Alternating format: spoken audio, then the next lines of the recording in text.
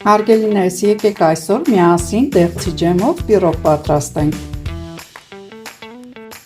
Այսօրվա մեր բաղադրիչներն են թթվասեր, կաթնաշոր, դեղցի ջեմ, կարագ, ալյուր, ձու և սոդան կհանգցնեմ հացախով։ Հարգելիներս, կաթնաշորը այսպես լավ տրորեցի և կավելացնեմ 4 ճաշիկ թալ թթվասեր և կրկին լավ կխառնեմ։ Ահա մեր լավ խառնած մասային ես կավելացնեմ միկրոալիքային վառարանի մեջ հալածրած մեր կարագը և կրկին լավ կխառնեմ և կավելացնեմ հատ առ հատ հավկիթները։ Ահա ավելացրեցի երկրորդ ձուն և կրկին լավ համասեռ զանգված կստանամ։ Ահա երրորդ ձուն ավելացրեցի և շատ լավ պիտի ես խառնեմ այս մասան։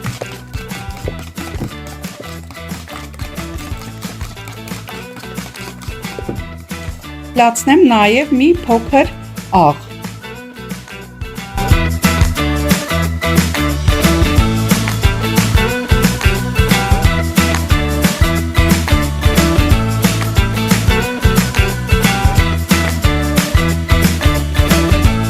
Վանիլինի հետ ավելացրեցի մի փոքր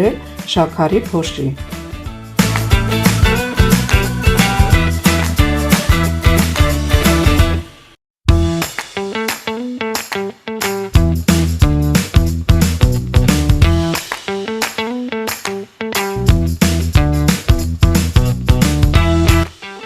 Ահա սոդան ես քացախով հանգցրեցի և ավելացրեցի մեր խմորի մասային։ Հիմի հերթը եկավ ավելացնենք ալյուրը։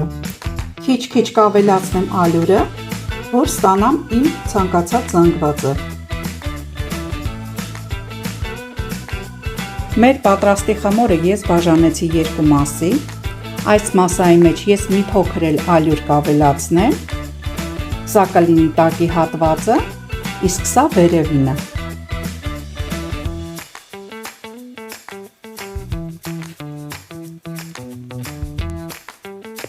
Պիտի ստանանք այսպիսի խտությամբ խմոր։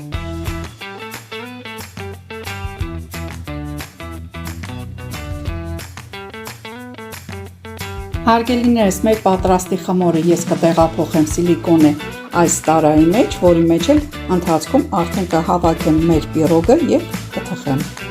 Այսպես քթալի օգնությամբ ամբողջ մակերեսով կտարածեմ մեր խմորը։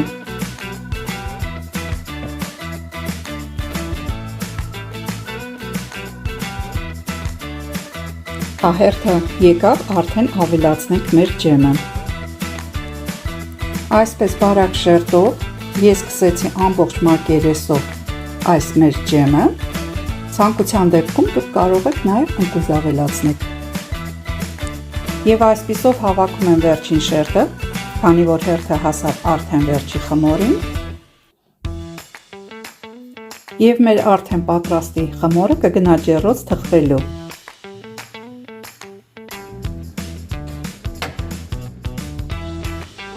Հարգելիներս, երբ տեսնում ենք արդեն երեսը կարմրել է,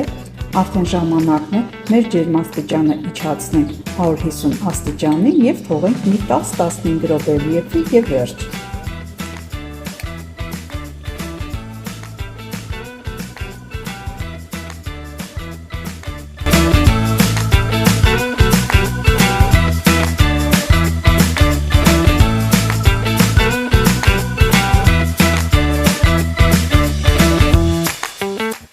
Հարգելիներս, մեր պիրոգը շատ լավ թխվել է,